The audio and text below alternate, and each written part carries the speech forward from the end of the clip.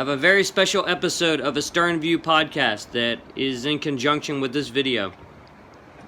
It's an interview with Noah and Alex I did on New Year's Eve on their J42 Thylacine at Cat Harbor on Catalina. And they tell us stories about their time cruising in the Sea of Cortez on a Yamaha 33 and talk about their favorite anchorages and the most nightmare anchorages and some wild times and great times in the Sea of Cortez. So after this video, please head on over to iTunes or wherever you get your podcasts and check out this special episode interview with them on a Stern View podcast. Thanks so much for watching, and I hope you enjoy this episode.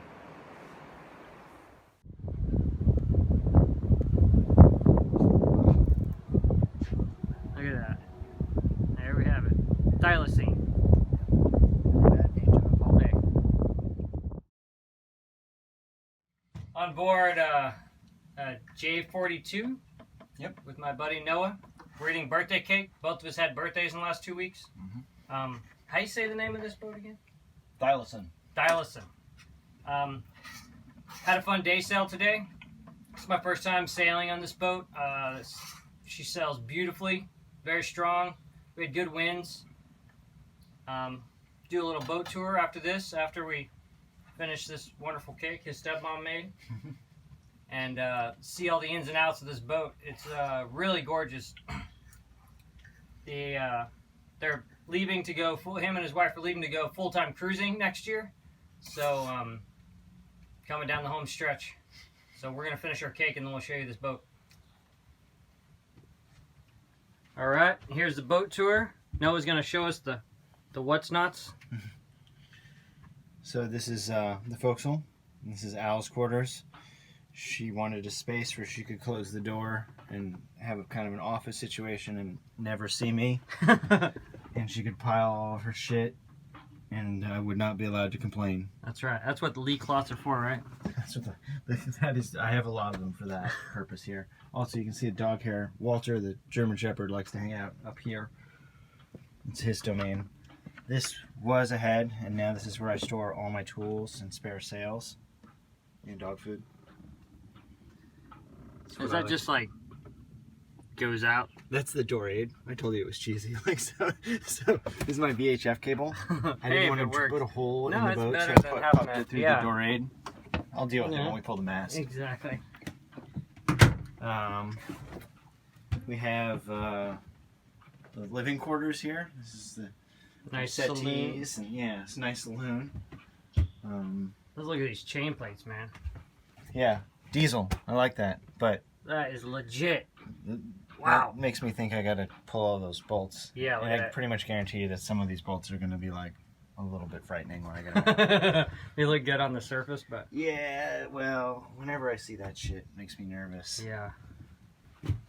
So this is our galley, which I actually super like. It was one of the things I really was into in this boat. At sea, Al doesn't cook. I do. So that means I have to stand and stare at the stove, which you can do, in my experience, it's sort of like this. So nice though, yeah. There's a little seat you can put here, but just having that little nook, man, when you're underway and in the roll. You have to stare at the stove or else like things get scary. So I can sit here on the stove and I can see up on deck. I can read my instruments. It's like kind of a paranoid dude's dream.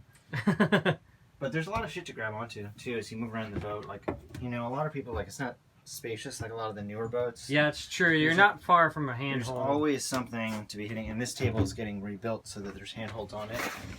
And it's really strong, but there's always shit to hold on to and put your ass on. Also, there's not a lot of huge open space for you to get thrown across. Yeah. I've been in boats where there was, like, you had to run from one spot to another when you're underway, and it's scary as hell. Or go hands and knees. Nav station, super duper simple. Paper charts. I always still use paper charts. Amen. So what kind of radar system do you have? It's a, what is it, a Fruno, it's not the 16, it's a 1715, I think. Yep, 1715. It's a 24 nautical mile, old school radar, nothing fancy.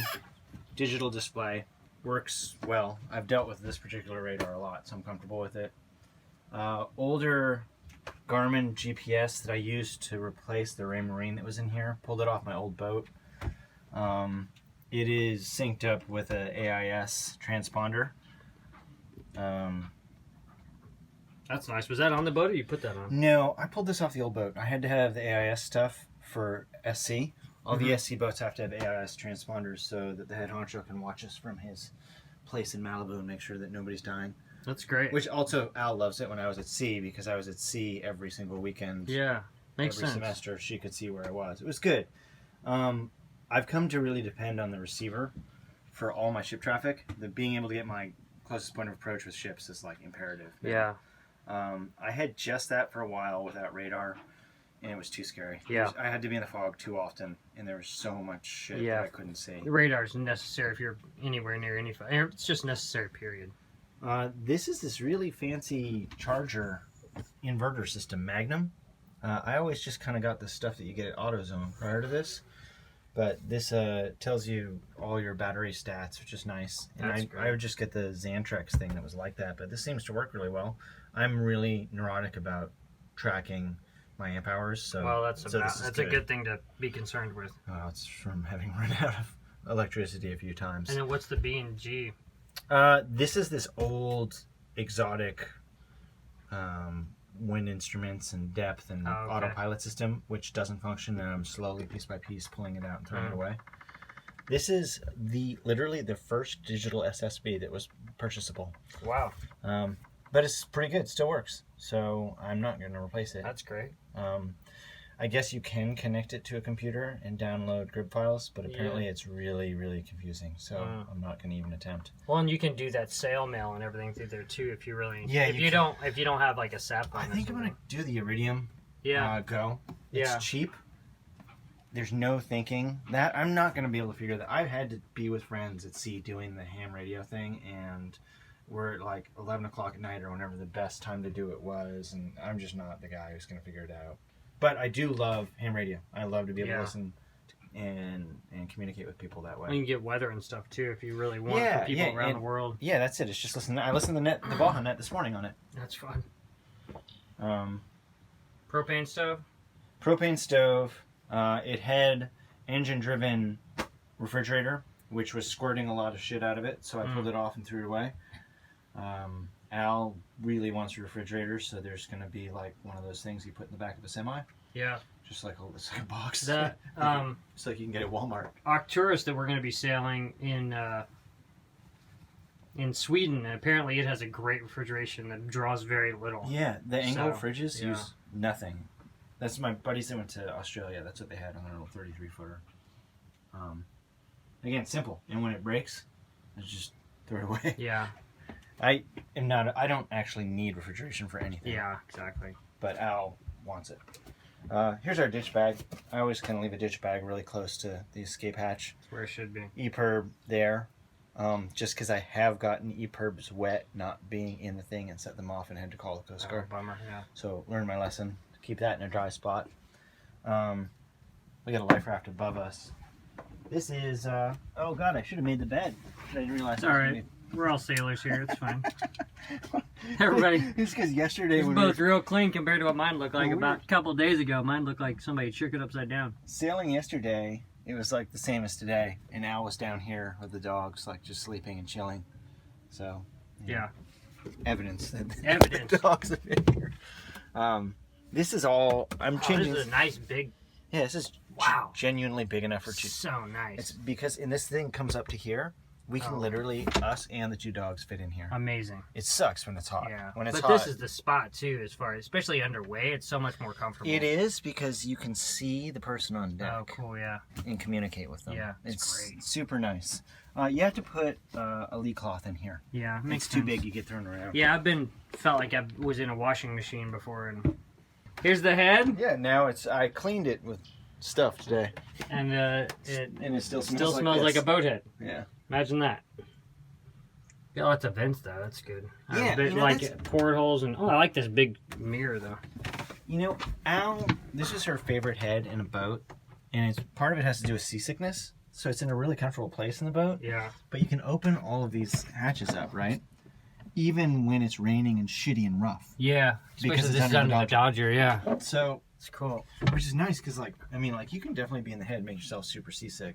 Easy. So, Yeah. like, you do have the diesel right there, Yeah. but that keeps it toasty in the head. That's true. Makes it Does. smell like diesel. At least there's no, like, pilot berth. You know, and that is That's Al cool, stores a little lot of stuff store. right there. If we were somewhere where it rained, that's where we keep our foul weather gear. But in Southern California, Yeah, don't have to worry about not that. really that big a deal. Cool. I'm gonna go up on deck and see what it's about.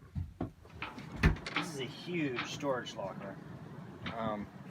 You can see there's that step that you guys came over. Al made me make, but like we got a dinghy. You can put. I mean, this is as big as that Wow. aft stateroom. So there's Yeah.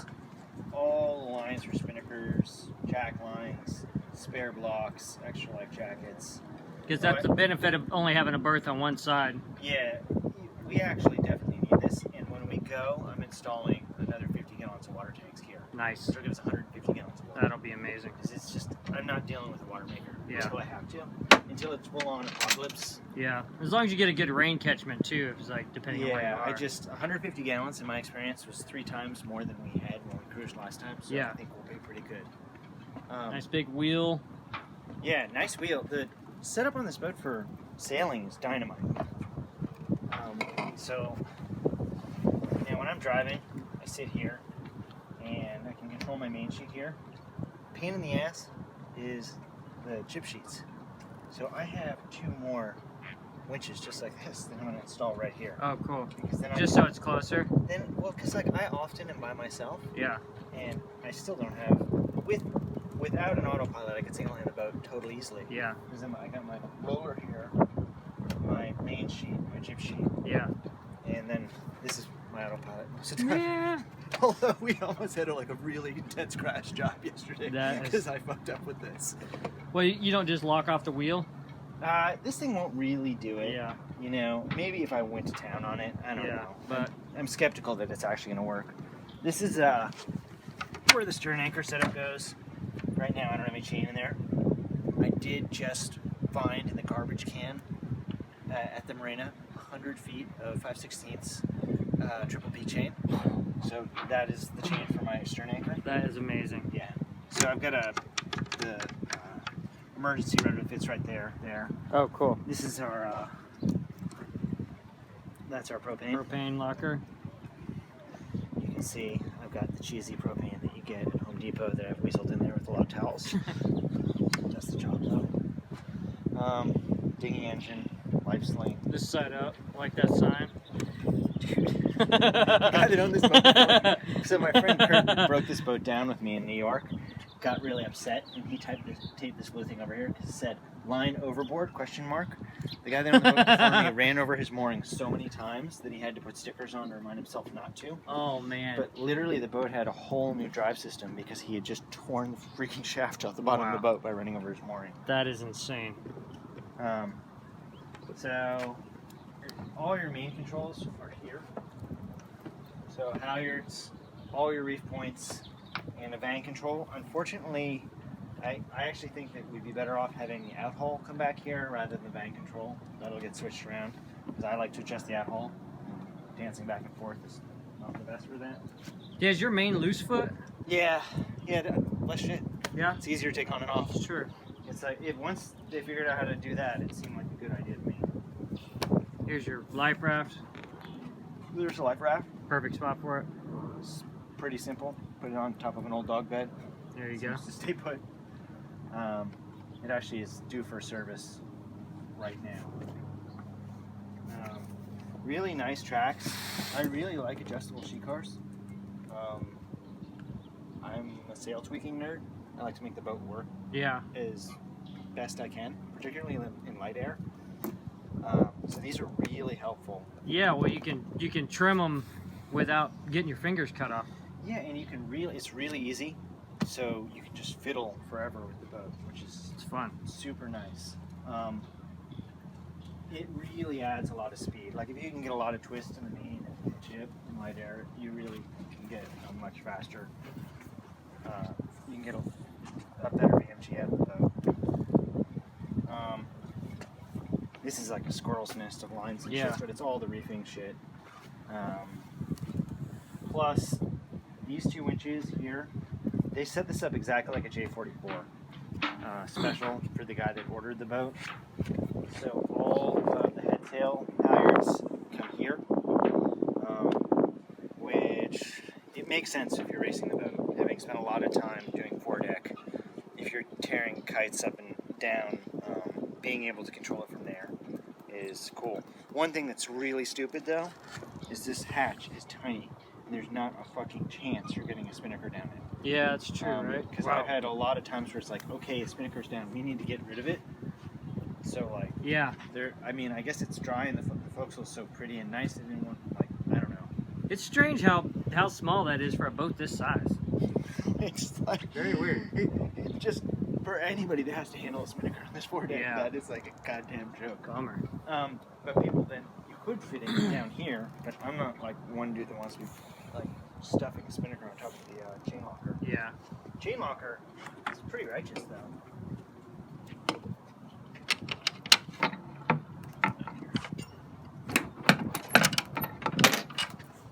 So it's super big. And then what is the chain setup that you're going to be putting in? It's 300 feet of G7, grade 7D transport chain with 250 feet of 3/4 nylon road. Right now I've got from one of my old boats about 400 feet of 5/8 nylon road and I don't know, like 30 feet of 3/8 chain and a dysfunctional windlass. Oh, it just burn out or? Yeah, it works. It'll lower the angle. Gravity helps with that Yeah, part. because the boat came with 200 feet, 3/8 chain, which is pretty cool. Except it's so goddamn heavy. There's no chance I'm really gonna get that up and down. It's a big ass anchor. Yeah. And then tell us about your new anchor. That's your first step in your new system setup. This is the right? first step in new system. So I haven't used a spade, but I read a lot about them, and I've used a lot of other anchors, and it makes a lot of sense. I've used Rockna's a lot, and Rockna unfortunately makes anchors that are 55 pounds and then 73. And a lot of the people I know that have gone long distances in 40-foot boats have had like 60 to 65 pound anchors. So I wanted to find something around that size as my primary. And this is 65? It's 66, Oh, okay. but it's an anchor that I have only ever seen on really intense boats. Yeah. So, and it's usually boats where people have gone a lot farther than I've ever gone. So I Yeah. just figured if it works for them, it probably works Absolutely. for me. And they painted it yellow, which is cool. Yeah, I thought that was very noticeable. It's actually You'll be able to see it. my friend Holly does that to her anchors too. She Like paints- when she it's, paints them you white. know, you'll be able to see it underwater Yeah. real easy. Yeah. And you'll be able to see if it's set or not because you'll see that yellow shape. So yeah, I'll report back after I've used it. Yeah. I mean, it doesn't. I've got to put a chafe guard on my roller Yeah, furler like- there. Yeah, it seems Right like now, I you just got have it. a t-shirt. with a Hey, it zip works tie. for now. And then you got this big spinnaker pull. Yeah, carbon fiber spinnaker pull. It's gonna get painted when I do the mast. Nice track system for that. Yep, nice track system for that.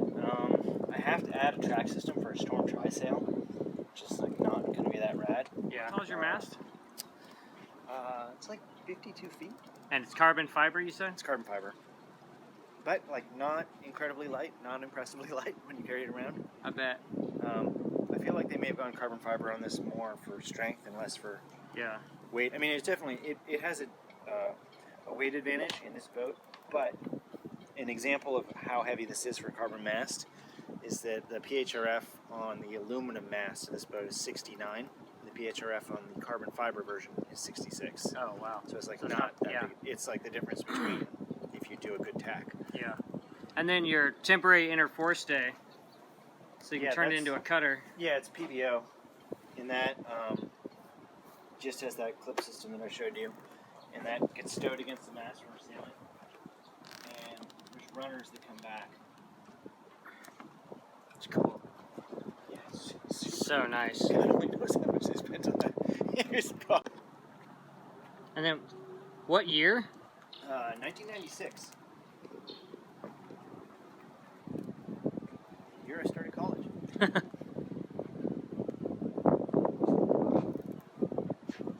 Look at that. There we have it. Thylacine. Bad paint job. All day.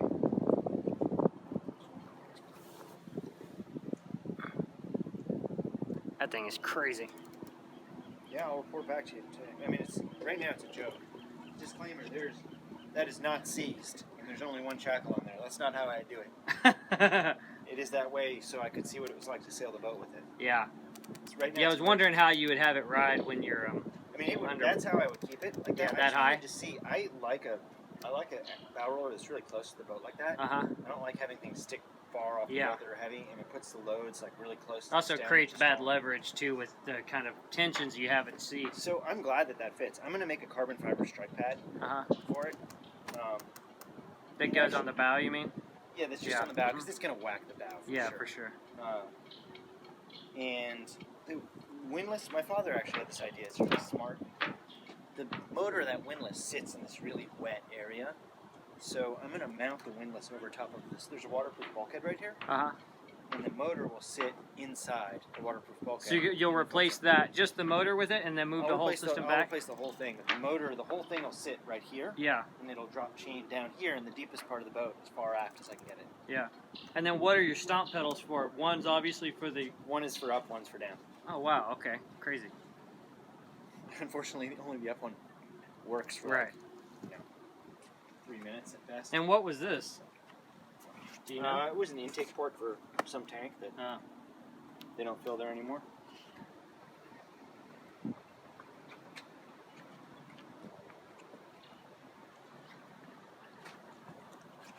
Beautiful.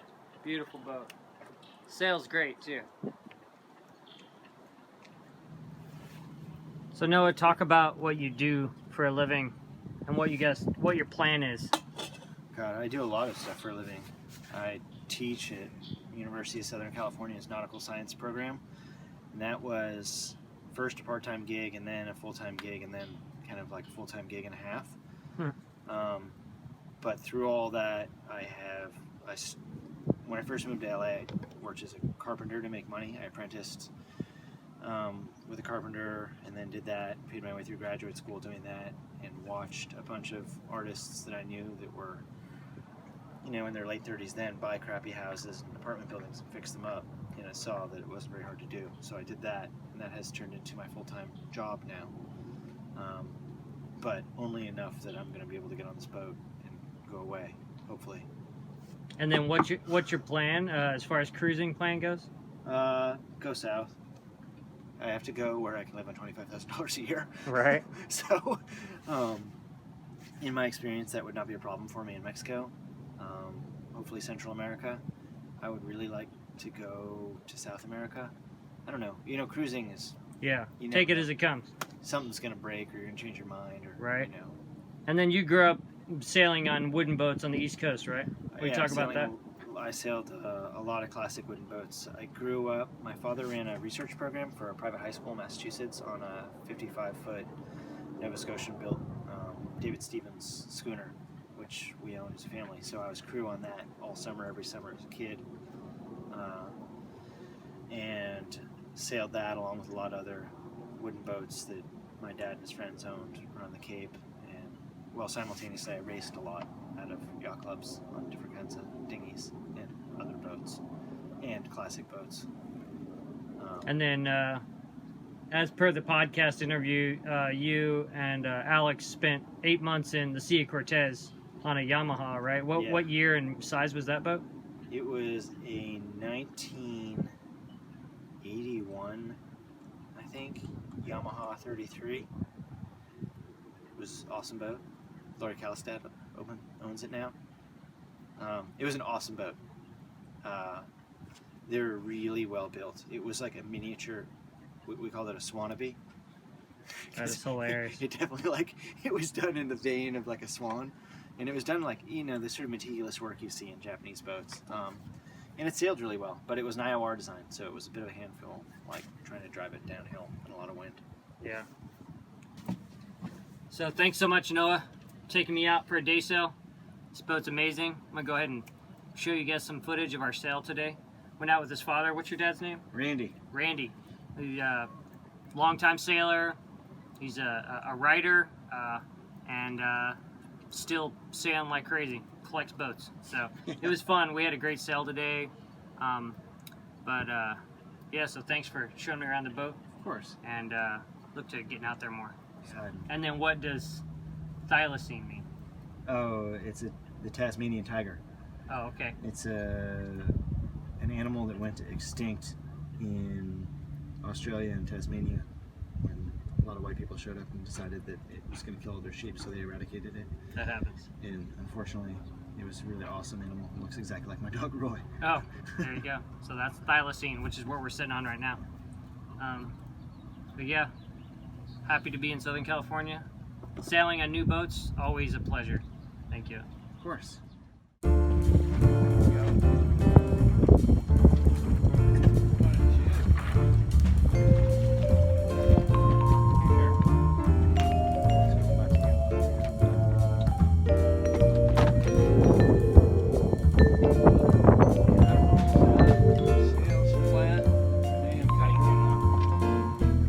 That's a smart thing. Clutch on there, but